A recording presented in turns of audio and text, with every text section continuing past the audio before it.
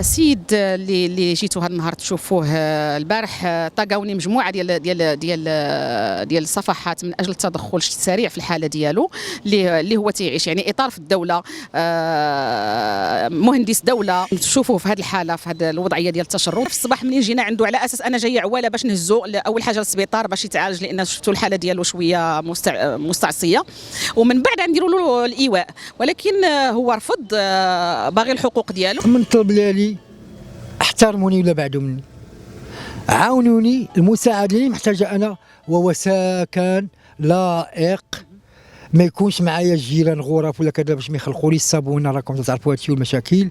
عندي مشكل الطواليت، خاصني نشم روائح، خاصني نشم هواء، يكون بابي محديد يحميني من الكلاب ويحميني من القطط.